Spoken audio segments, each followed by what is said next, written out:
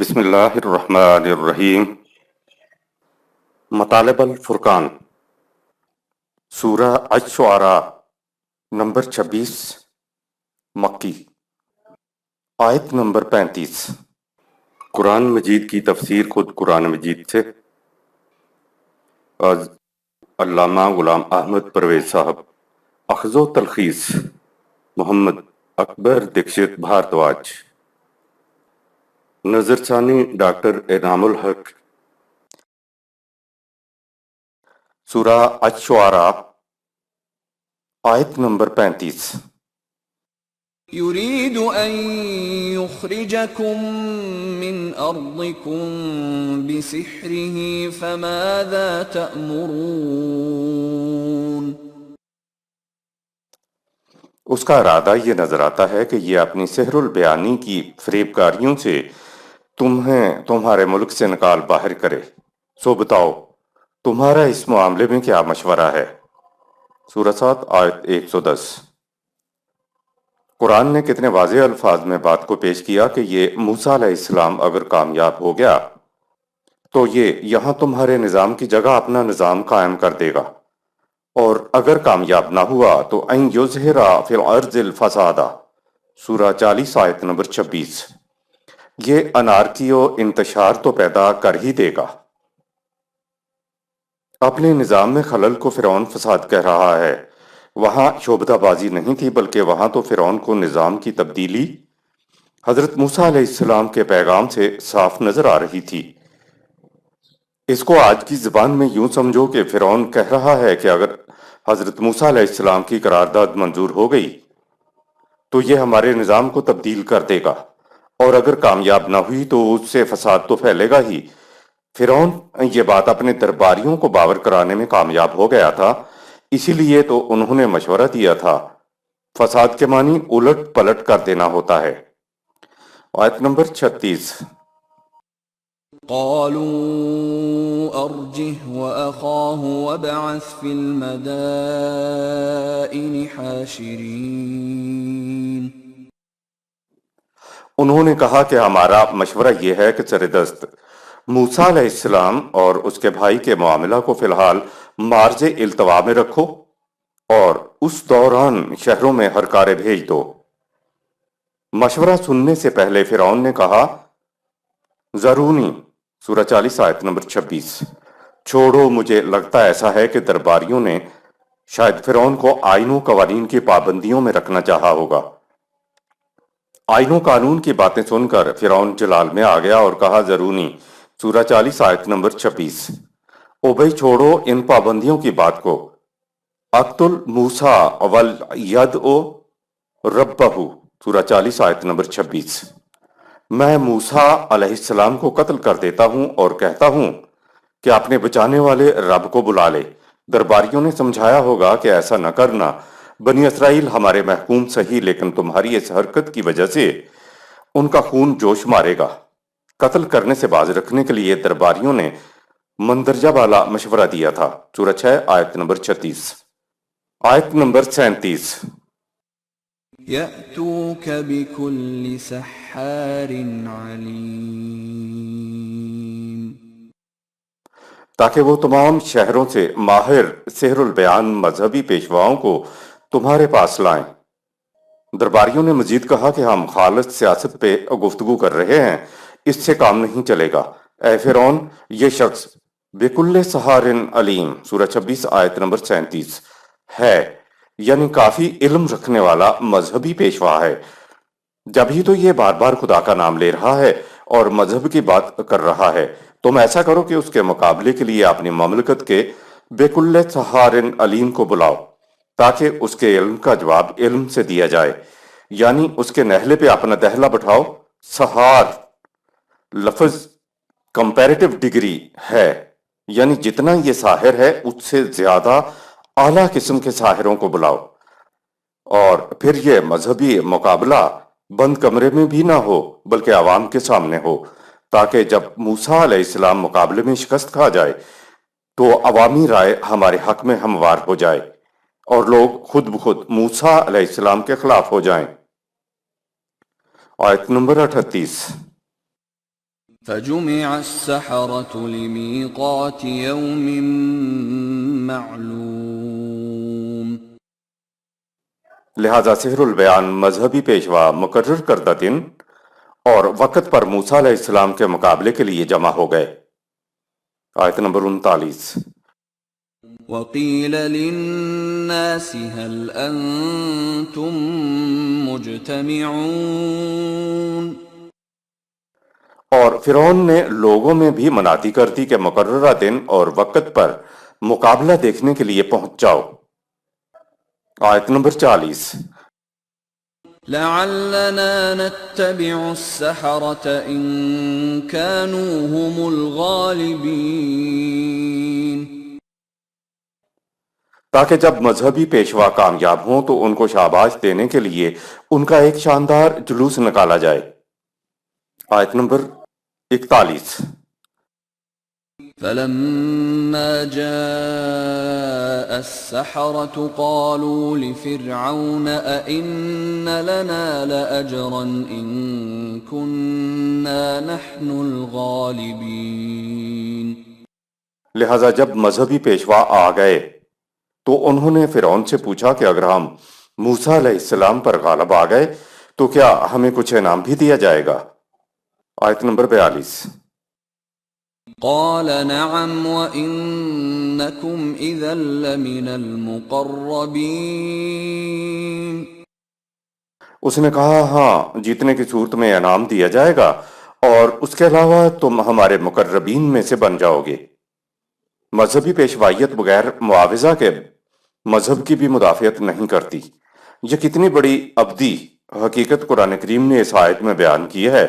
مذہب کے محافظوں کا تو یہ فریضہ تھا کہ جس مذہبی چال میں لوگوں کو انہوں نے الجھایا ہوا ہے اس کی مفت مدافعت کرتے تاکہ ان کا بھرم برقرار رہے، لیکن نہیں، انہوں نے تو اپنے مذہب کو حق ثابت کرنے کے لیے آتے ہی سب سے پہلے معاوضے کا مطالبہ کر دیا. مذہبی پیشوائیت کی قرآن کریم نے یہ 3500 سال پرانی بات بتائی ہے اور آج بھی مذہبیت کی ادائیگی میں معاوضہ ہے. فرعون اور لوگوں کے سامنے مذہبی اور دینی دلائل کا مقابلہ تھا. یہ یاد رہے کہ یہ جادو کی بات نہیں تھی، یہ مذہب اور دین کا مقابلہ تھا. یہ دو نظاموں کا مقابلہ تھا. مذہبی پیشوائیت نظام سرمایہ داری کے حمایت میں تھی، جبکہ موسیٰ علیہ السلام نظام ربوبیت کے حق میں دلائل دے رہے تھے، جس میں کوئی انسان کسی انسان کا نہ حاکم بن سکتا ہے اور نہ کوئی محکوم بن سکتا ہے، اور یہ کہ بندے اور خدا کے درمیان کوئی انسان کھڑا نہیں ہو سکتا. موسیٰ علیہ السلام کے دلائل کی روح سے مذہبی پیشوائیت کا کردار انسان اور خدا کے درمیان ختم ہو گیا. اگر عصا اژدہا بن گیا تھا اور رتھیوں کو نگل گیا تھا تو سب سے پہلے تو فرعون کو ایمان لانا چاہیے تھا، لیکن وہ ایمان نہ لایا. ایمان لائے تو مذہبی پیشوا، جن کے سامنے موسیٰ علیہ السلام کے دلائل کی روح سے یہ حقیقت ابھر کر سامنے آ گئی تھی کہ واقعی حضرت موسیٰ علیہ السلام و حضرت ہارون علیہ السلام خدا کے سچے رسول ہیں. جادو کے کمالات اور موسیٰ علیہ السلام کے معجزے سے یہ نتیجہ تو نہیں نکل سکتا تھا کہ مذہبی پیشوائیت ایمان لے آتی. یہ تو مذہبی دلائل اور دینی دلائل کا مقابلہ تھا. موسیٰ علیہ السلام کے دلائل اتنے وزنی تھے کہ مذہبی پیشوا ایمان لے آئے. اگر دلائل و برہان کی بجائے یہ محض جادو کا مظاہرہ ہوتا اور موسیٰ علیہ السلام کا عصا سانپ بن کر جادوگروں کی رتھیوں کو نگل گیا تھا تو یہ ایک ایسی محیر العقل بات تھی جس کے سامنے نہ صرف مذہبی پیشوا بلکہ فرعون و اہل دربار بھی سر جھکا لیتے.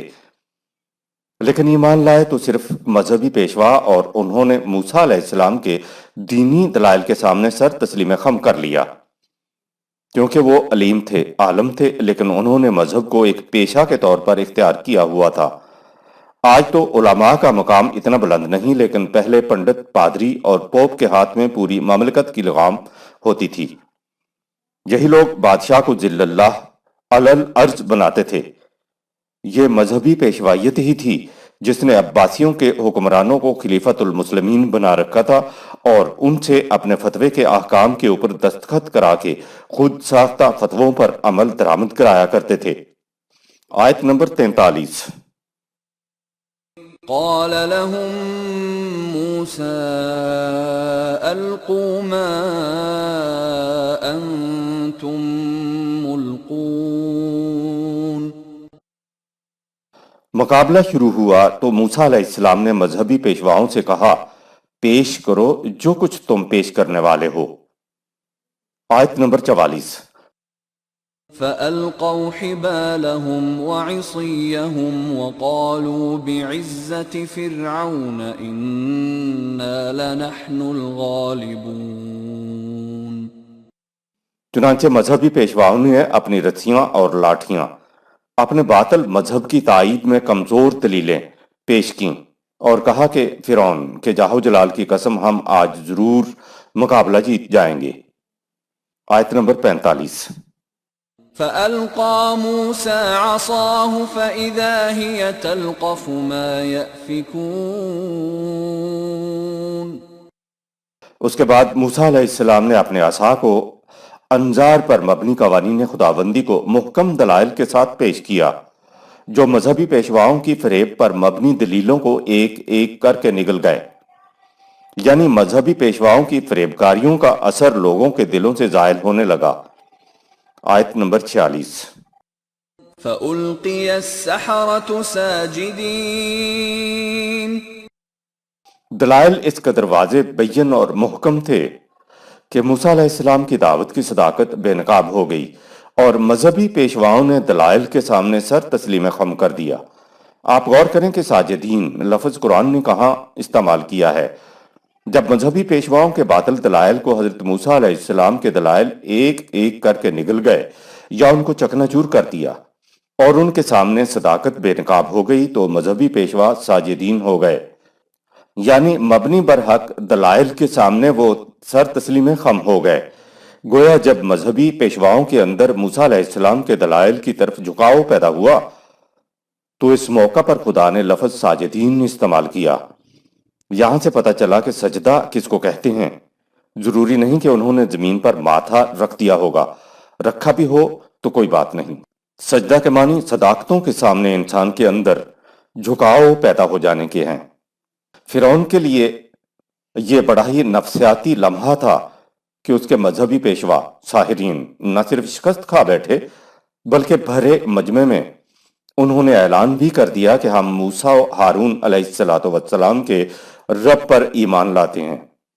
آیت نمبر 47۔ قالوا آمنا برب العالمین۔ انہوں نے اعلان کر دیا کہ ہم خدائے رب العالمین پر ایمان لاتے ہیں۔ آیت نمبر 48۔ رب موسیٰ و ہارون۔ یعنی اس رب پر ایمان لائے جس کی طرف سے موسیٰ و ہارون علیہ السلام دعوت دیتے ہیں۔ آیت نمبر 49۔ قال آمنتم له قبل ان آذن لكم إنه لكبيركم الذي علمكم السحر فلسوف تعلمون لأقطعن أيديكم وأرجلكم من خلاف ولأصلبنكم أجمعين۔ فرعون نے غیظ و غضب کے عالم میں گرج کر کہا، تم میری اجازت کے بغیر ہی موسیٰ کے خدا پر ایمان لے آئے ہو؟ مجھے معلوم ہو گیا ہے کہ یہ موسیٰ علیہ السلام تمہارا پیر و مرشد ہے جس نے تمہیں مذہبی فریب کاریوں کا علم سکھایا ہے۔ تمہیں ابھی معلوم ہو جائے گا کہ اس حرکت کی سزا کیا ہے۔ میں تمہیں الٹی ہتکڑیاں اور بیڑیاں ڈلواؤں گا، تمہارے ہاتھ پاؤں بے ترتیب کٹواؤں گا اور تم سب کو سولی چڑھا دوں گا۔ آیت نمبر 50۔ قالوا لا ضير إنا إلى ربنا منقلبون۔ مذہبی پیشواؤں نے اطمینان سے کہا، جو چاہو کر گزرو، ہمیں کوئی ڈر نہیں، تمہاری سزا کے نتیجے میں ہم اپنے رب کے حضور پہنچ جائیں گے۔ آیت نمبر 51۔ إنا نطمع أن يغفر لنا ربنا خطايانا أن كنا أولين۔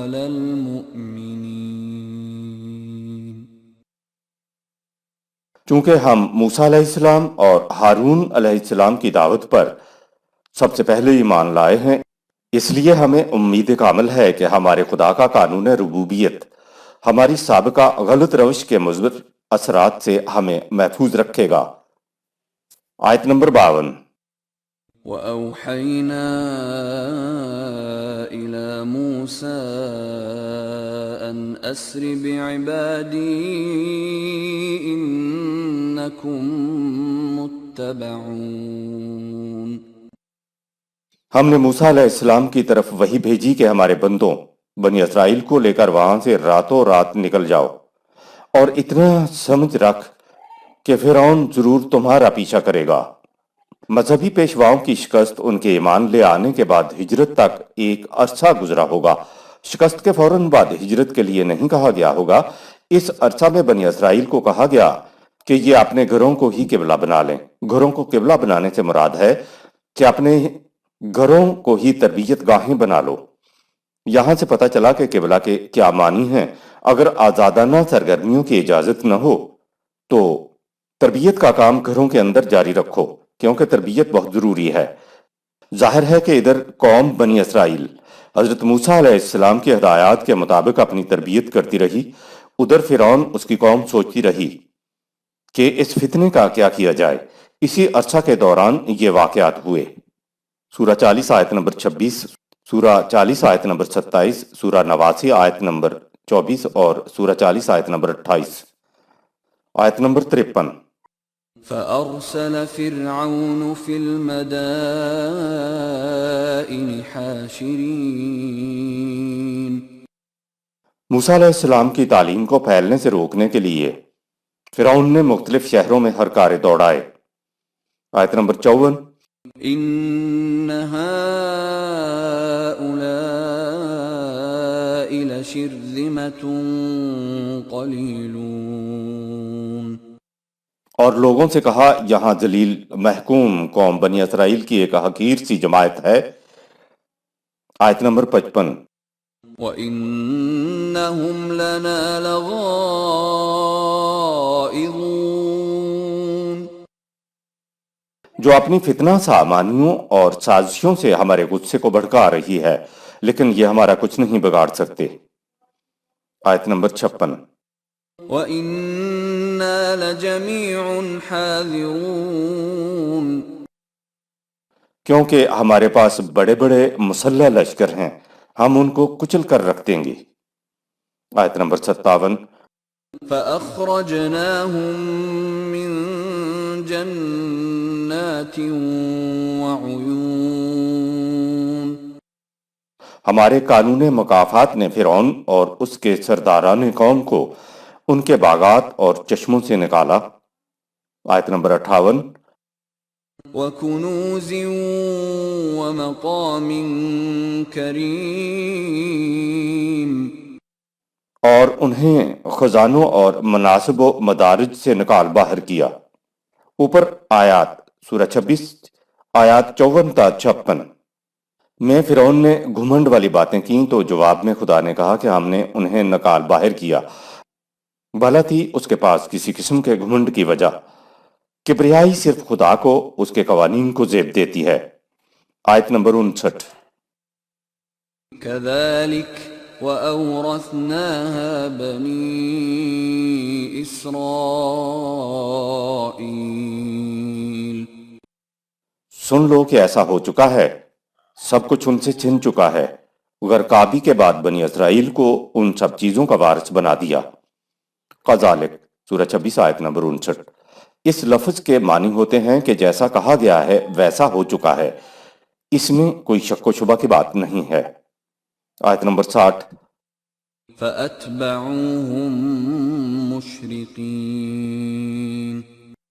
بنی اسرائیل کے راتوں رات نکل جانے کے بعد پاؤ پھٹے فرعون کا لشکر ان کے تعاقب میں نکلا۔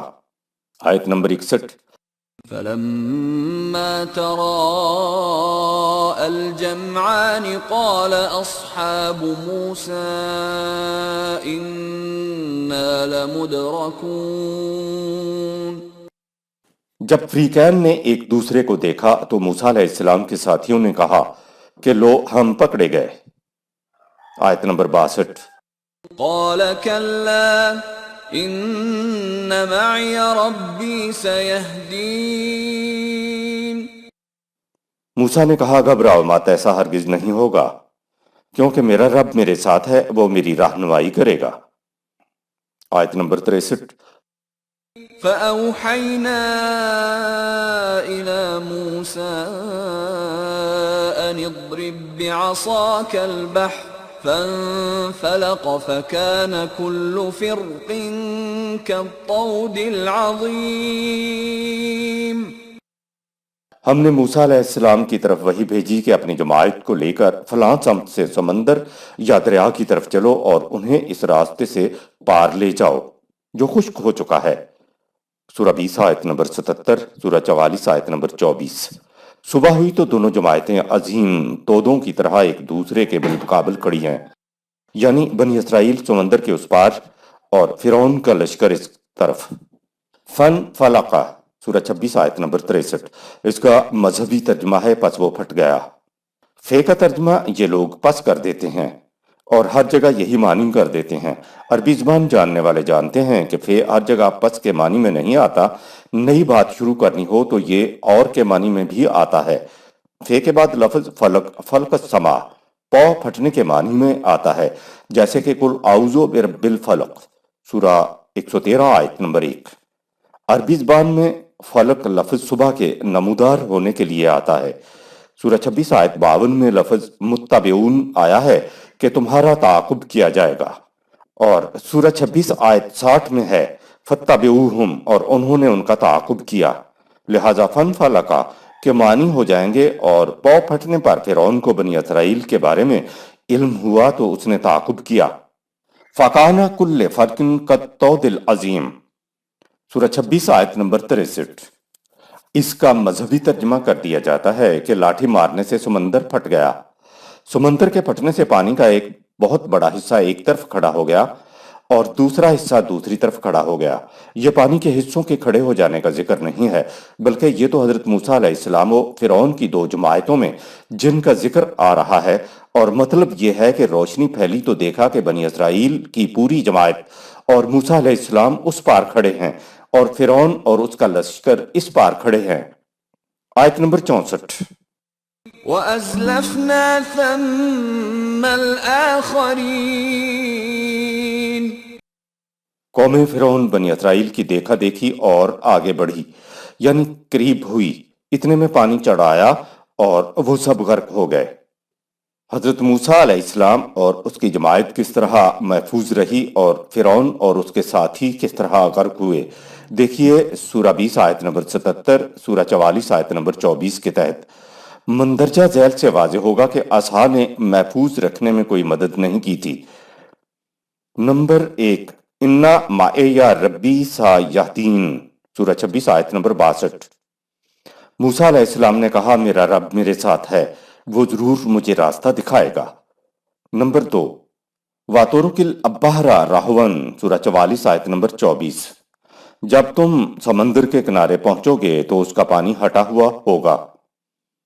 نمبر 3، ان اسرے بعبادی فاضرب لہم فریقاً فی البحر یبسا، سورہ 20 آیت نمبر 77۔ ان لوگوں کو راتوں رات لے جاؤ، جب تم سمندر پر پہنچو گے تو تمہیں یبسا ملے گا، یعنی خشک راستہ ملے گا، وہاں سے ان کو پار لے جانا۔ ہم الہام کے مدعی نہیں ہیں، ہم نے بس کیا یہ ہے کہ قرآن کے بتائے ہوئے طریقے تصریف آیات سے کام لیا ہے، تو قرآنی آیات کا یہ مفہوم ہمارے سامنے آ گیا ہے، جو یقیناً دوسروں سے مختلف تو ضرور ہے، لیکن ہمارے فہم کے مطابق قرآن کے عین مطابق ہے۔ جن حضرات کو ہمارے مفہوم سے اختلاف ہو وہ قرآن کے کسی بھی نسخہ سے ترجمہ دیکھ لیں۔ آیت نمبر 65۔ وَأَنجَيْنَا مُوسَى وَمَن مَّعَهُ أَجْمَعِينَ۔ یوں ہم نے موسیٰ علیہ السلام اور اس کے تمام ساتھیوں کو فرعون کی غلامی سے نجات دی۔ آیت نمبر 66۔ ثُمَّ أَغْرَقْنَا الْآخَرِينَ۔ فرعون اور اس کے ساتھی جو پیچھا کر رہے تھے وہ غرق ہو گئے۔ آیت نمبر 67۔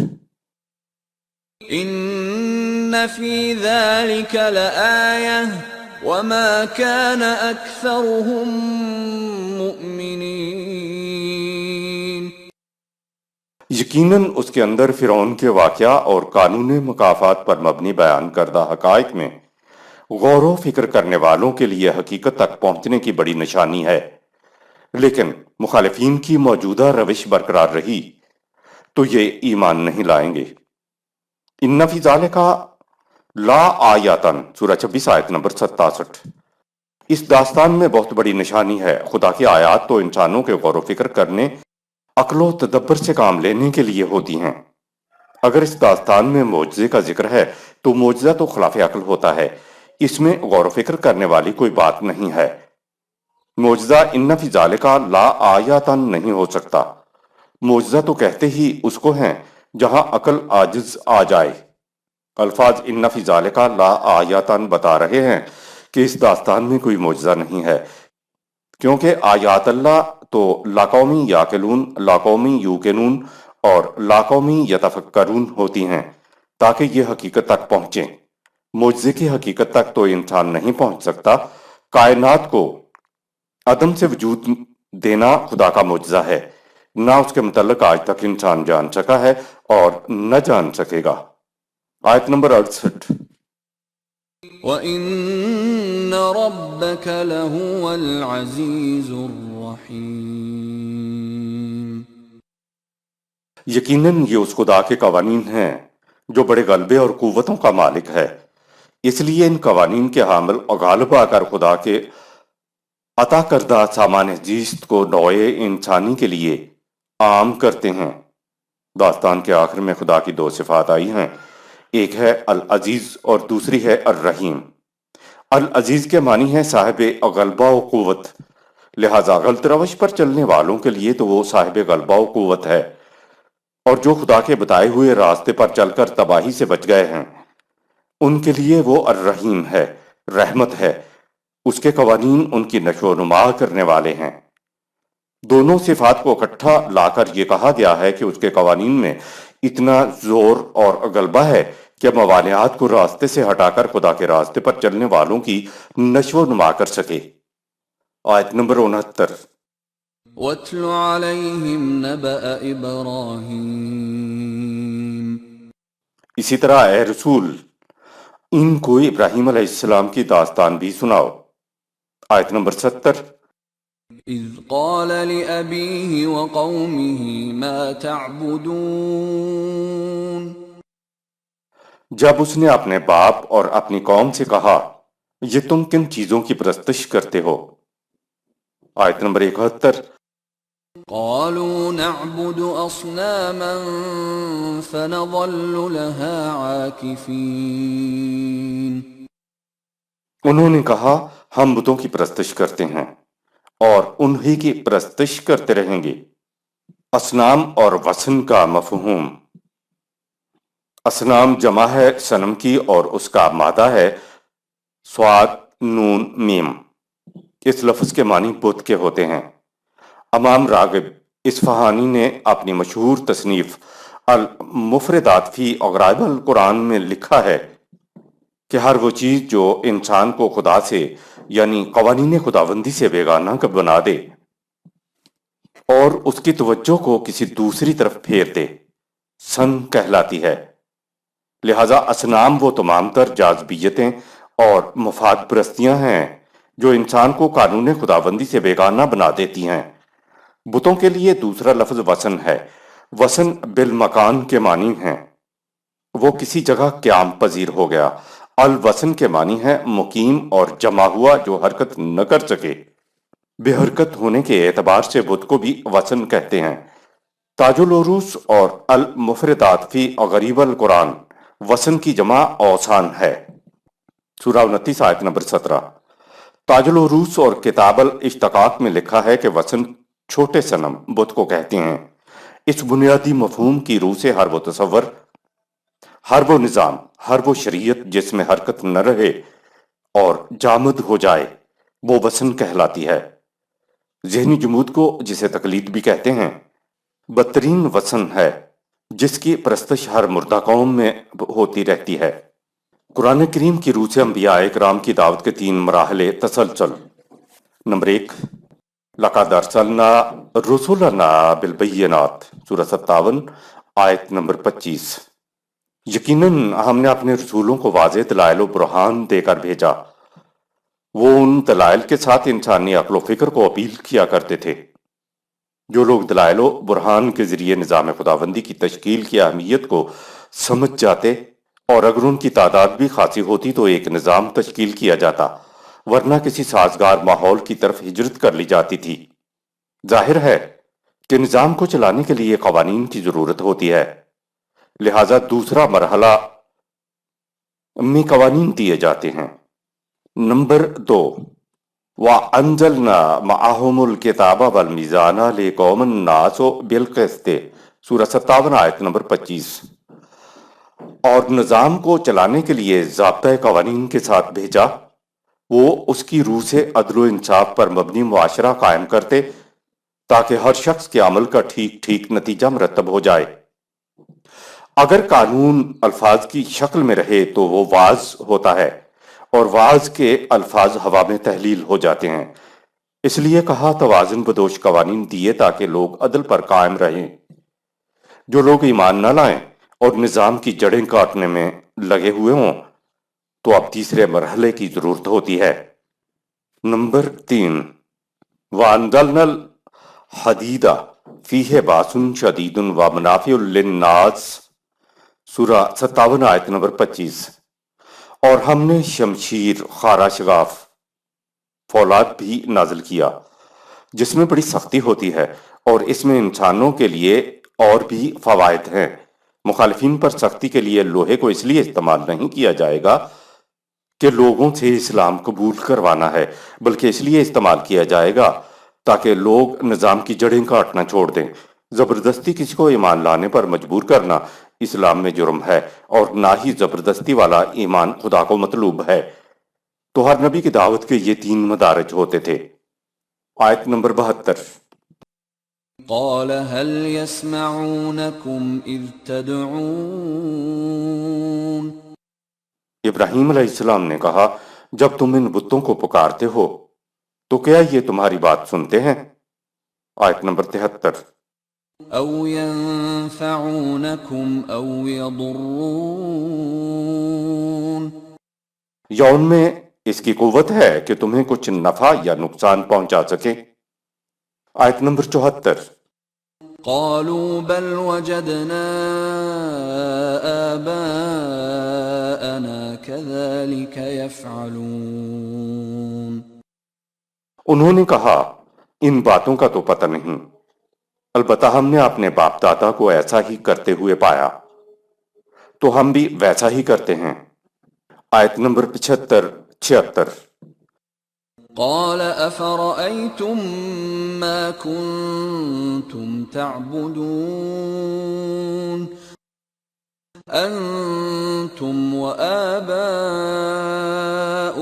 الأقدمون ابراہیم علیہ السلام نے کہا کیا تم نے کبھی غور بھی کیا کہ تم اور تمہارے اسلاف جن بتوں کی پرستش کرتے تھے ان کی حقیقت کیا ہے؟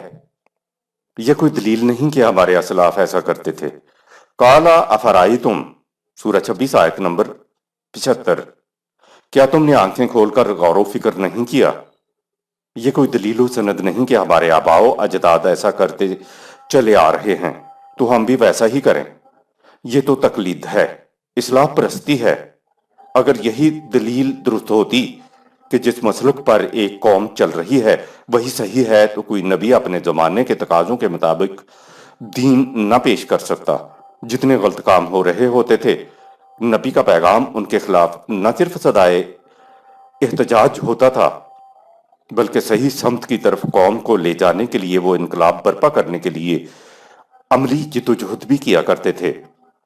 اگر ایک روش اور غور و فکر کرنے کے بعد آپ کو صحیح لگے تو اس پر آپ چلیں، لیکن یہ کبھی نہیں کہنا چاہیے کہ ہم تو اسلاف کے راستے پر ہی چلیں گے۔ غور و فکر کرنے کے بعد اختیار کردہ راستہ جب آپ کو مزید غور و فکر کے بعد غلط لگے تو آپ اس راستے سے ہٹ جائیں اور سوچیں کہ پھر صحیح راستہ کون سا ہے۔ یوں آپ کے صحیح راستے کی طرف آنے کے امکانات ہوتے ہیں، لیکن اصلاح پرست صحیح راستے پر نہیں آ سکتا۔ آیت نمبر 77۔ فَإِنَّهُمْ عَدُوٌّ لِّي إِلَّا رَبَّ الْعَالَمِينَ۔ میں تو ان بتوں کو اپنا دشمن سمجھتا ہوں اور صرف خدائے رب العالمین کو اپنا دوست سمجھتا ہوں۔ آیت نمبر 78۔ الَّذِي خَلَقَنِي فَهُوَ يَهْدِينِ۔ جس نے مجھے پیدا کیا اور جو زندگی کے صحیح راستے کی طرف میری رہنمائی کرتا ہے۔ آیت نمبر 89۔ وَالَّذِي هُوَ يُطْعِمُنِي وَيَسْقِينِ۔ جو مجھے اور ساری مخلوق کو اپنے قانون ربوبیت کے مطابق کھلاتا پلاتا ہے۔ آیت نمبر 80۔ وَإِذَا مَرِضْتُ فَهُوَ يَشْفِينِ۔ جب میں بیمار ہوتا ہوں تو اس کے قانون طبعی کے مطابق مجھے شفا ملتی ہے۔ آیت نمبر 81۔ وَالَّذِي يُمِيتُنِي ثُمَّ يُحْيِينِ۔ پھر اسی کے قانون کے مطابق مجھے اور تمہیں ایک دن موت آئے گی اور وہی مرنے کے بعد زندگی عطا کرے گا۔ خدا کے قوانین کی روح سے جو کچھ ہو اس کو خدا کی طرف منسوب کیا جاتا ہے۔ اوپر آیات کا عمومی ترجمہ کچھ یوں کیا جاتا ہے کہ وہ مجھے کھلاتا پلاتا ہے، جب میں بیمار ہوتا ہوں تو وہ مجھے شفا دیتا ہے، وہی ہے جس نے مجھے زندگی دی اور جو مجھے موت دے گا اور اس کے بعد مجھے زندگی عطا کرے گا۔ اس ترجمے کی روح سے تصوف کے توکل کی عمارت قائم ہو گئی ہے کہ ہم نے کچھ نہیں کرنا بلکہ خدا ہی کھلائے گا، اور جو کچھ کرانا ہے خدا ہی ہم سے کرائے گا، اور جب بیمار پڑیں گے تو وہی شفا دے گا۔ کہنے کی حد تک تو ٹھیک ہے، لیکن جب بیمار پڑتے ہیں تو علاج کیوں کراتے ہیں؟ پھر یہ ایمان کہاں چلا جاتا ہے کہ اگر زندگی نہ ہوئی تو خدا مار دے گا اور زندگی ہوئی تو شفا مل جائے گی۔ یاد رہے کہ انسانی دنیا میں خدا جو کچھ کرتا ہے وہ انسانوں کے ہاتھوں ہی سے کراتا ہے۔ وہ براہ راست کچھ نہیں کرتا، بلکہ وہ تو خارجی کائنات میں بھی براہ راست کچھ نہیں کرتا۔ طبعی کائنات کے لیے خدا نے قوانین بنا دیے ہیں، ان کی روح سے سب کچھ ہوتا ہے۔ انسانی جسم طبعی ہے، اس لیے بیمار ہونے اور تندرست ہونے پر خدا کے طبعی قوانین ہی لاگو ہوتے ہیں۔ اگر انسان صحت دینے والے طبعی قوانین کے حصار میں رہے تو صحت ملتی ہے، اور اگر یہ اپنے آپ کو بیمار کر دینے والے قوانین کے نرغے میں لے آئے تو بیمار ہو جاتا ہے۔ یہ بیمار شخص جب خدا کے ان طبعی قوانین کی طرف رجوع کرے گا جن سے شفا ملتی ہے تو اس کو شفا مل جائے گی۔ اسی طرح انسانی ذات کی نشو و نما کے لیے خدا نے اخلاقی قوانین انبیاء کے ذریعے انسانوں کو دیے ہیں، جو اب قرآن کریم کے اندر محفوظ ہیں۔ جو شخص اپنی زندگی کو اخلاقی قوانین کے اندر رہتے ہوئے بسر کرتا ہے اس کی ذات کی نشو و نما ہوتی چلی جاتی ہے، اور جو شخص قوانین خداوندی کے حصار سے نکل کر زندگی بسر کرتا ہے تو ایک طرف تو اس کی ذات غیر نشو و نما یافتہ رہ جاتی ہے، تو دوسری طرف معاشرے میں ناہمواریاں پیدا ہو کر فساد برپا ہو جاتا ہے۔ معاشرے کے فساد کو ہم خدا کی طرف منسوب کرتے ہیں، حالانکہ فساد ہمارے ان اعمال کے اندر پوشیدہ ہوتا ہے جو ہم قوانین خداوندی کے حصار سے نکل کر کرتے ہیں۔ معاشرے پر اور انسانوں پر برے اثرات کہیں خارج سے وارد نہیں ہوتے، یہ تو انسانی اعمال کا فطری نتیجہ ہوتا ہے۔ سب سے بڑی بات یہ کہ خدا کے چاہے طبعی قوانین ہوں یا اخلاقی قوانین قدرت رکھنے کے باوجود نہ تو وہ انہیں تبدیل کرتا ہے اور نہ کبھی ان کے مؤثرات میں خدا کسی قسم کی تبدیلی کرتا۔ وَلَن تَجِدَ لِسُنَّتِ اللَّهِ تَبْدِيلًا سورہ 33 آیت نمبر 62 کا یہی مفہوم ہے۔ یہاں جو کچھ ہوتا ہے وہ خدا کے قوانین کی روح سے ہوتا ہے۔ اس نے پانی میں صلاحیت رکھی ہے کہ یہ زندگی دیتا ہے۔ خدا نے کہا کہ پانی سے ہر شے زندہ ہوتی ہے، تو دوسری جگہ کہا کہ ہم ہر شے کو زندہ کرتے ہیں۔ آپ ان دونوں ٹکڑوں کو ملائیں تو پتہ چلا کہ خدا پانی کے ذریعے سے زندگی کی نمود کرتا ہے۔ جب خدا کہتا ہے کہ ہم زندہ کرتے ہیں تو اس کے معنی یہ نہیں کہ وہ براہ راست جب جی چاہے زندہ کر دیتا ہے، اس بات کو سمجھنے کے لیے آپ کو قرآن کے باقی ٹکڑوں کو بھی ساتھ رکھنا ہوگا۔ خدا نے ہر شے کے لیے قوانین بنا دیے ہیں۔ جب بھی وہ کہتا ہے کہ ہم یہ کرتے ہیں تو اس کے معنی یہ ہوتے ہیں کہ ایسا اس کے قوانین کے تابع ہوتا ہے۔ تعویذ، دھاگا، گنڈے اور دم درود شرک ہے۔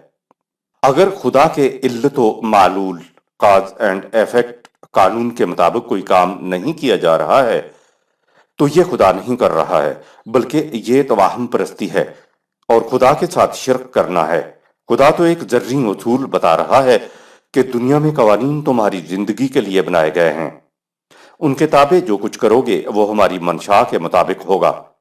اگر ان قوانین سے ہٹ کر کچھ کرو گے تو وہ ہماری منشا کے مطابق نہیں ہوگا، وہ ہمارے خلاف شرک ہوگا، کیونکہ تم نے قوانین خداوندی کے بجائے دوسری چیزوں، طریقوں کو اپنا معبود بنا لیا ہے۔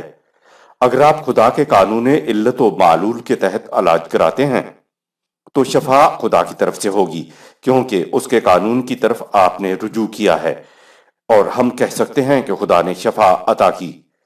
اور اگر آپ خدا کے قوانین کو چھوڑ کر دم درود پہ اتراتے ہیں تو یہ خدا کے بنائے ہوئے قاعدے قانون کی خلاف ورزی ہے۔ کہنے کو تو دیوبندی وہابی کہتے ہیں کہ دوسروں سے مرادیں مانگنا، تعویذ گنڈے کرنا اور کرانا شرک ہے۔ رسمن یا اعتقادن یہ لوگ یہ بات کہہ دیتے ہیں، ورنہ انہیں معلوم نہیں کہ یہ کیوں شرک ہے۔ اگر آپ طبعی قوانین کے مطابق علاج کراتے ہیں تو یہ توحید ہے۔ اگر آپ خدا کے قانون کو چھوڑ کر شفا کے لیے کسی قبر پر جائیں تو یہ اس کے قوانین کو چھوڑ کر قبر کو معبود بنا لینا ہے۔ یہ ہیں شرک اور توحید کے معنی۔ تمام قسم کے مختلف گوشوں سے اپنی نگاہ کو ہٹا کر ناک کی سیدھ میں منزل مقصود کی طرف چلنے کو حضرت ابراہیم علیہ السلام نے توحید کہا ہے۔ یہ بات ہے جو کہی گئی ہے کہ اگر میں بیمار ہوتا ہوں، علاج بھی کراتا ہوں، تو میں اس خدا کے بتائے ہوئے قوانین کے مطابق علاج کراؤں گا۔ وہابیوں کے ہاں تعویذ لکھے جاتے ہیں، لیکن یہ اس کو شرک نہیں کہتے۔ اگر آپ رزق کما کر کھاتے ہیں تو یہ عین خدا کے قانون کے مطابق ہے، اور اگر آپ توقع کرتے ہیں کہ مجھے بیٹھے رہنے سے رزق ملے گا تو یہ شرک ہے۔ خدا تو نماز جمعہ کے ختم ہوتے ہی کہتا ہے کہ چلو پھرو، جاؤ اکتساب رزق کرو، روٹی کماؤ ورنہ بھوکے مر جاؤ گے۔ یہ خدا کا بنایا ہوا قانون ہے۔ آیت نمبر 82۔ والذی اطمع ان یغفر لی خطیئتی یوم الدین، میں خدا سے متوقع ہوں کہ کبھی خطا، بھول چوک ہو جائے تو وہ اعمال کے ظہور نتائج کے وقت مضر اثرات سے میری حفاظت کرے گا۔ مضر اثرات سے خدا کی حفاظت کا مفہوم، خدا کی حفاظت یہ نہیں کہ خدا خود آ کر چھتری تان دے گا۔ اس نے تو مضر اثرات کو مٹانے کا طریقہ بتایا ہوا ہے کہ ان الحسنات یذہبن السیئات، سورہ 11 آیت نمبر 114۔ حسنات سیئات کو مٹا دیتے ہیں۔ اس کا مطلب یہ ہے کہ مثال کے طور پہ اگر آپ نے 5 کلو وزنی مضر اثرات والا کام کیا ہے تو خدا کے قوانین کی حدود میں رہتے ہوئے 10 کلو وزنی حسنات والے کام کرو۔ 10 میں سے 5 کلو تو مضر اثرات کو برابر کرنے میں صرف ہو جائے گا، اور باقی 5 کلو وزنی حسنات آپ کا حصول اچیومنٹ ہوگا۔ یہ ہے غلط اعمال کے مضر اثرات کو مٹانے کا طریقہ۔ اس کے علاوہ اور کوئی طریقہ نہیں ہے۔ استغفار کرنے سے مغفرت یعنی حفاظت نہیں ملتی۔ ویسے بھی سوچنے کی بات ہے کہ کسی نے جرم تو میرے خلاف کیا اور اس کو معاف کر دے ایک منصف و عادل خدا۔ ایسا نہیں ہو سکتا۔ خدا معاف کر دینے کی قدرت رکھنے کے باوجود معاف نہیں کرتا، کیونکہ ایسا کرنا اس کے عدل و انصاف کے خلاف ہے۔ اگر میں معاف بھی کر دوں تو میرے خلاف عمل کرنے کی وجہ سے جو اس کی ذات پر مضر اثر پڑا ہے اس کو کون مٹائے گا؟ مضر اثرات تو مندرجہ بالا طریقے ہی سے مٹ سکتے ہیں۔ حضرت ابراہیم علیہ السلام نے اس آیت میں خطا کہا ہے، جرم نہیں کہا ہے۔ آیت نمبر 83۔ رب هب لی حکما والحقنی بالصالحین،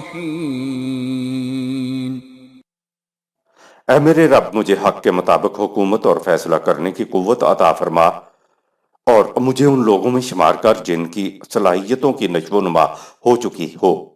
ایک نبی محض واز کہنے کے لیے نہیں آیا کرتا تھا، خدا ان کو ملک عظیم بھی عطا کیا کرتا تھا۔ خدا کا تو یہ وعدہ ہے کہ اگر انسان ایمان کے ساتھ اعمال صالحہ کریں، یعنی ناہمواریوں کو دور کر کے ہمواریاں پیدا کرنے والے کام کریں، منفعت عامہ کے کام کریں، تو خدا اسی دنیا میں انہیں مملکت، خلافت اور حکومت عطا کرے گا۔ سورہ 24 آیت نمبر 55۔ اگر حضرت ابراہیم علیہ السلام صرف حکومت ہی مانگتے تو نمرود اور ایک نبی کی حکومت میں کیا فرق رہ جاتا؟ صالحین وہ لوگ جن کی انسانی ذات کی صلاحیتیں بھرپور انداز میں نشو و نما پا چکی ہوں۔ ایسا تبھی ممکن ہے جب انسان قوانین خداوندی کی حدود کے اندر رہ کر زندگی بسر کرے۔ جب تک حضرت ابراہیم علیہ السلام کی ضروریت ایمان اور اعمال صالحہ پر کاربند رہی، ان کو ملک عظیم عطا ہوتا رہا۔ جب انہوں نے ایمان اور اعمال صالحہ کی ڈگر چھوڑ دی تو یہ مغضوب ہو گئے۔ آیت نمبر 84۔ وَاجْعَل لِّي لِسَانَ صِدْقٍ فِي الْآخِرِينَ۔ مجھ سے فلاح و بہبود کے ایسے اعلیٰ کام سرزد ہوں کہ آنے والی نسلوں میں میرا نام ایک سچے غمخوار کی حیثیت سے زندہ رہے۔ آیت نمبر 85۔ وَاجْعَلْنِي مِن وَرَثَةِ جَنَّةِ النَّعِيمِ۔ اور مجھے دنیا و آخرت میں زندگی کی آسائشیں اور خوشحالیاں عطا فرما۔ آیت نمبر 86۔ وَاغْفِرْ لِأَبِي إِنَّهُ كَانَ مِنَ الضَّالِّينَ۔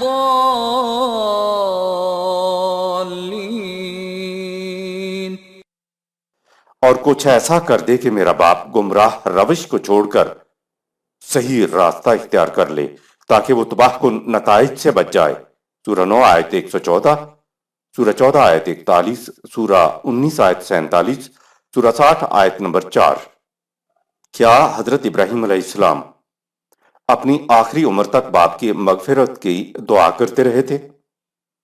کہا یہ جاتا ہے کہ حضرت ابراہیم علیہ السلام اپنے مشرک باپ کی مغفرت کے لیے اپنی آخری عمر تک دعا کی تھی۔ یہ غلط ہے۔ باپ مشرک تھا، بت پرست تھا، اور پھر قرآن کے مطابق آپ خود باپ سے کہہ رہے ہیں کہ تم بت پرستی کیوں کرتے ہو۔ حضرت ابراہیم علیہ السلام تو صرف یہ کہہ رہے ہیں کہ اس وقت وہ غلط راستے پر چل رہا ہے، تباہ ہو جائے گا۔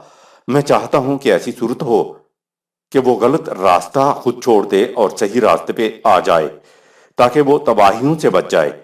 حضرت ابراہیم علیہ السلام نے دوسروں کے علاوہ باپ کے لیے بھی عملی کوشش کی کہ وہ صحیح راستے پر آ جائے تاکہ بچ جائے۔ یہ جو ہمارے ہاں مغفرت اور استغفار کا مفہوم ہے وہ قرآنی نہیں ہے۔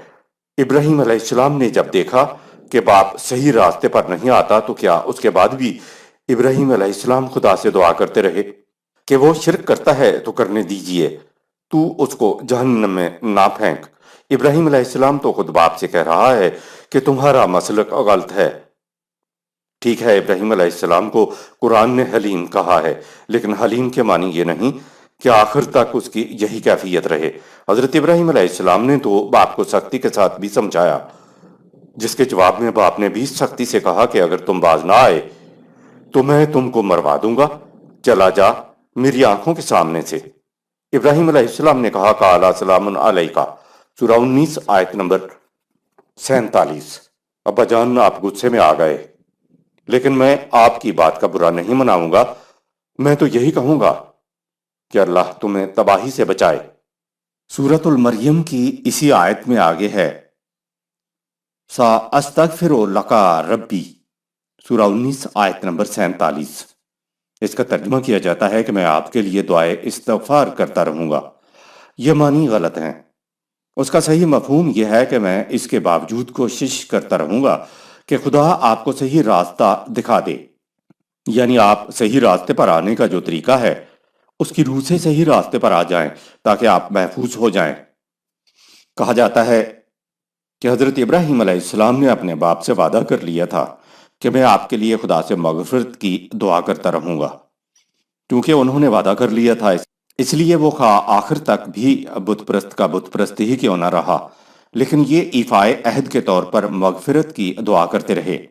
حضرت ابراہیم علیہ السلام اپنی آخری عمر تک مغفرت کی دعا نہیں کرتے رہے تھے۔ قرآن نے قرآن کو سمجھنے کا طریقہ تصریف آیات بتایا ہے، اس طریقے سے کڑی ملتی چلی جاتی ہے۔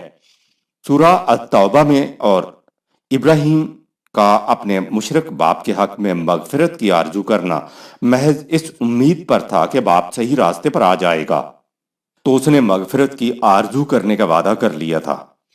پھر وقت گزرنے پر جب اس پر پوری طرح واضح ہو گیا کہ وہ خدا پر ایمان نہیں لائے گا بلکہ وہ تو خدا کا دشمن ہے، تو اس نے باپ سے بیزاری کا اعلان کر دیا۔ بلا شبہ ابراہیم علیہ السلام بڑا ہی غمخوار اور بردبار تھا، اس لیے اتنے عرصہ باپ کے ایمان لانے کے لیے متوقع اور کوشاں رہا۔ سورہ 9 آیت 114۔ اس آیت کو سورہ 26 آیت 86 اور سورہ 19 آیت 47 سے ملا کر پڑھا جائے تو واضح ہو جائے گا کہ حضرت ابراہیم علیہ السلام اپنی آخری عمر تک باپ کے لیے مغفرت کی آرزو نہیں کرتے رہے تھے۔ دراصل انسان کی آرزو کی شدت جب الفاظ میں ڈھل کے زبان پہ آ جائے تو یہ دعا کہلاتی ہے۔ آیت نمبر 87۔ وَلَا تُخْزِنِي يَوْمَ يُبْعَثُونَ، اور جب لوگ ظہور نتائج کے وقت اٹھائے جائیں تو اس وقت میری رسوائی نہ ہو۔ آیت نمبر 88۔ يَوْمَ لَا يَنفَعُ مَالٌ وَلَا بَنُونَ، کیونکہ اس دور میں نہ تو کسی کا مال کچھ فائدہ پہنچا سکے گا اور نہ ہی اولاد۔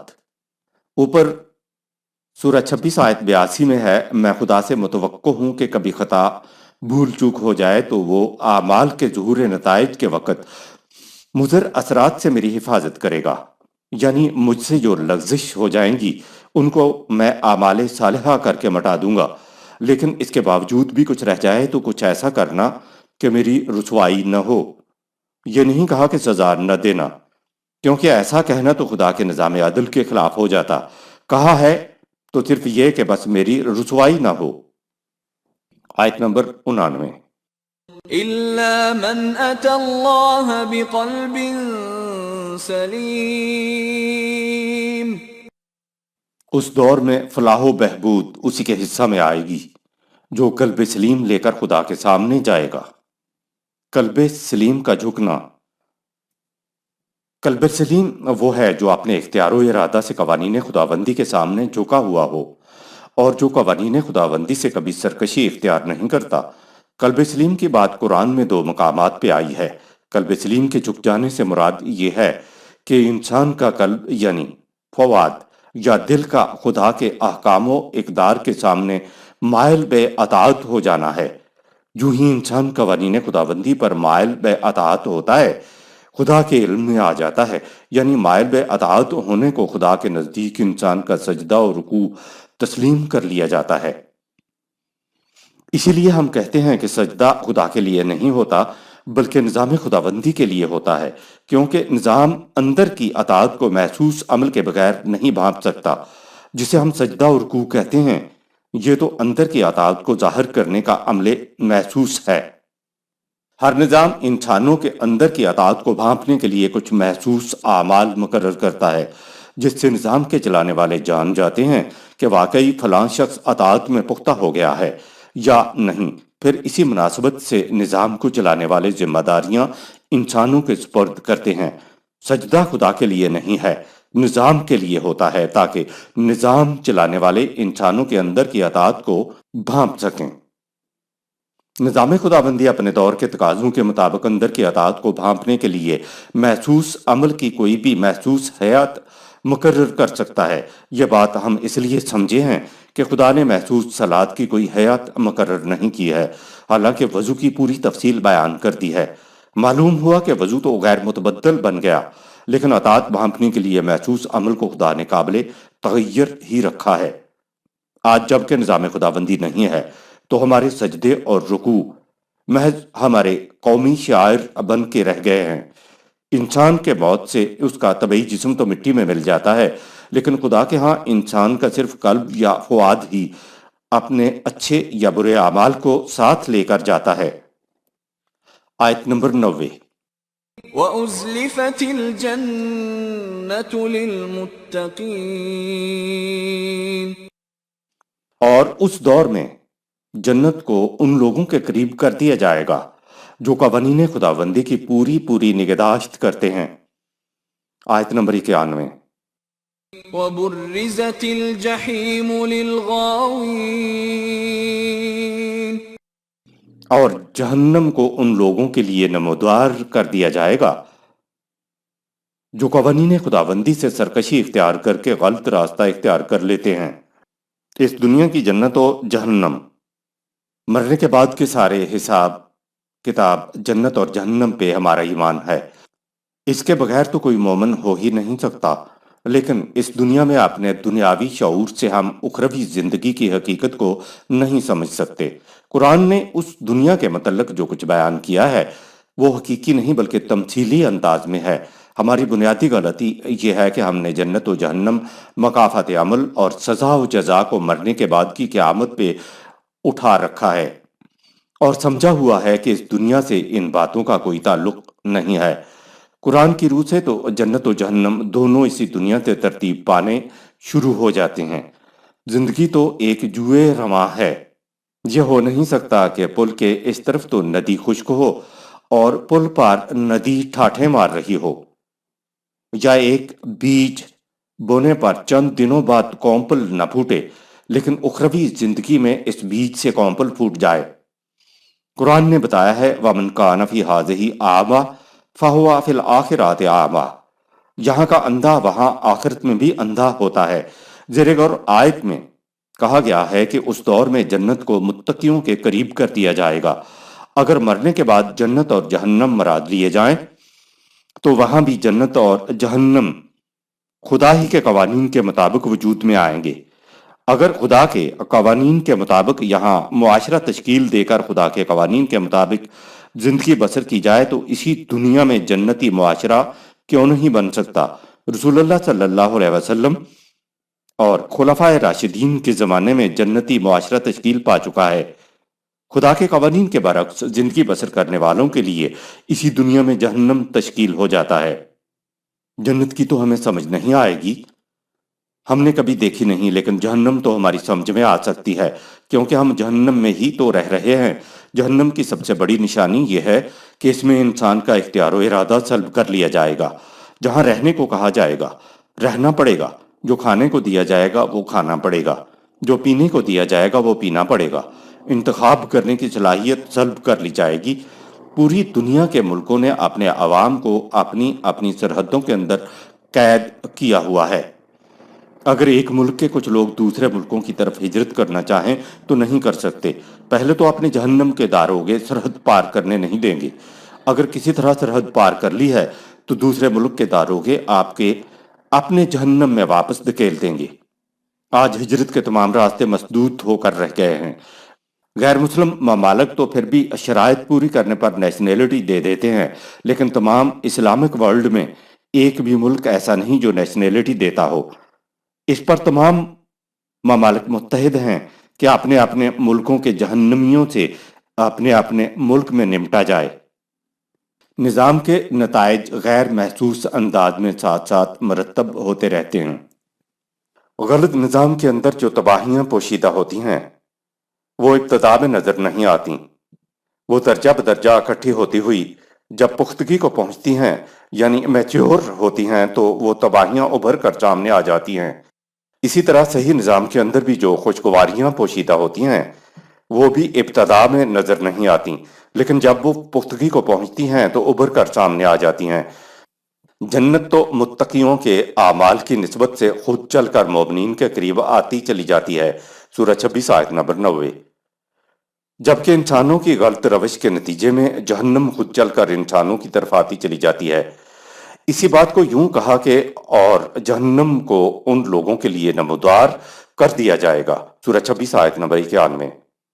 غلط نظام کے اندر زندگی بسر کرنے والے انسان خود تباہی و بربادی کے قریب پہنچتے چلے جاتے ہیں، چونکہ جہنم میچور ہونے سے پہلے ابھر کر سامنے نہیں آ رہی ہوتی۔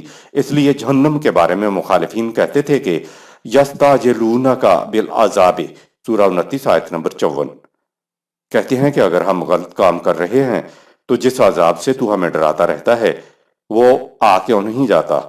کہا وَإِنَّ جَهَنَّمَ لَمُحِيطَةٌ بِالْكَافِرِينَ، سورہ 29 آیت نمبر 54۔ کم وقتو وہ تو تمہیں چاروں طرف سے گھیرے ہوئے ہے، سورہ 29 آیت نمبر 54۔ یعنی تم تو اپنے اعمال کی وجہ سے اس کے نرگے میں پہنچ رہے ہو۔ ایک اور مقام پہ ہے وَمَا هُمْ عَنْهَا بِغَائِبِينَ، سورہ 82 آیت نمبر 16۔ ٹھیک ہے جہنم تو ان کو اس وقت بھی نظر نہیں آ رہی ہے، لیکن جہنم کی نگاہوں سے یہ لوگ اس وقت بھی اوجھل نہیں ہیں۔ یہ بات نہیں کہ ابھر کر سامنے آنے سے قبل جہنم نظر ہی نہیں آتی۔ کہا وَبُرِزَتِ الْجَحِيمُ لِمَنْ يَرَى، سورہ 89 آیت نمبر 36، سورہ 89 آیت نمبر 36۔ جو دیکھنا چاہیں گے یعنی اہل بصیرت دیدہ ہے بینا کو یہ ابھر کر سامنے آنے سے بھی پہلے نظر آ جاتی ہے۔ جو لوگ غور و فکر کریں گے آنکھیں کھول کر دیکھیں گے کہ یہ برے اثرات معاشرے میں کیوں مرتب ہو رہے ہیں تو ان کو ابھر کر سامنے آنے سے پہلے جہنم نظر آ جاتی ہے۔ جب تک جہنم ابھر کر ہر ایک کو نظر نہ آ جائے تب تک حفاظتی بندوبست کیا جا سکتا ہے، یعنی غلط روش کو چھوڑ کر صحیح روش اختیار کی جا سکتی ہے، لیکن جہنم کے ابھر کر سامنے آ جانے کے بعد قوم تباہی سے نہیں بچ سکتی۔ اسی طرح صحیح نظام کے خوشگوار نتائج معاشرے میں آہستہ آہستہ بتدریج خود بخود ابھر کر سامنے آتے چلے جاتے ہیں۔ آیت نمبر 92۔ وَقِيلَ لَهُمْ أَيْنَ مَا كُنْتُمْ تَعْبُدُونَ، اس وقت ان سے پوچھا جائے گا کہ وہ تمہارے معبود کہاں ہیں جن کی خدا کو چھوڑ کر تم پرستش کیا کرتے تھے۔ آیت نمبر 93۔ مِن دُونِ اللَّهِ هَلْ يَنصُرُونَكُمْ أَوْ يَنتَصِرُونَ، کیا وہ تمہاری مدد کر سکتے ہیں یا کیا وہ خود اپنی مدد کر سکتے ہیں؟ آیت نمبر 94۔ فَكُبْكِبُوا فِيهَا هُمْ وَالْغَاوُونَ، سو اس دور میں عوام کو گمراہ کرنے والے بت اور مذہبی پیشوا سب کو اوندے منہ جہنم رسید کر دیا جائے گا۔ آیت نمبر 95۔ وَجُنُودُ إِبْلِيسَ أَجْمَعُونَ، یعنی ابلیس کے سارے لاؤ لشکر کو۔ ابلیس کا لاؤ لشکر وہ تمام انسان ہوتے ہیں جو خدا کے قوانین کو چھوڑ کر اپنے مفاد خواہش پر مبنی جذبات و خواہشات کے پیچھے پیچھے چلتے ہیں۔ نہ تو ابلیس انسان سے باہر ہے اور نہ اس کا لشکر انسان کے بے باک جذبات ہی ابلیس اور شیطان ہوتے ہیں۔ آیت نمبر 96۔ قالوا وهم فيها يختصمون، وہ متبعین ان کے پیشوا جہنم میں ایک دوسرے سے جھگڑتے ہوئے کہیں گے۔ آیت نمبر 97۔ تالله إن كنا لفي ضلال مبين، متبعین کہیں گے خدا کی قسم ہم نے تمہارے پیچھے لگ کر بڑا ہی غلط راستہ اختیار کیا۔ آیت نمبر 98۔ إذ نسويكم برب العالمين، غلط راستہ یوں اختیار کیا کہ ہم تمہیں خدا کا ہمسر ٹھہرا کر خدائے رب العالمین کا درجہ دیتے تھے۔ نسویکم معنی ہے لیڈروں کو خدا کا درجہ دیتے ہو۔ آیت 99۔ وما أضلنا إلا المجرمون، اے ہمارے پیشواؤ تم سخت مجرم تھے کہ ہمیں غلط راستوں پر ڈال دیا۔ آیت نمبر 100۔ فما لنا من شافعين، تم کہا کرتے تھے کہ ہم تمہارے سچے غم خوار ہیں، لیکن آج ہمیں نظر آ رہا ہے کہ کوئی نہیں جو مصیبت میں ہمارے ساتھ کھڑا ہو۔ صدق اللہ العظیم.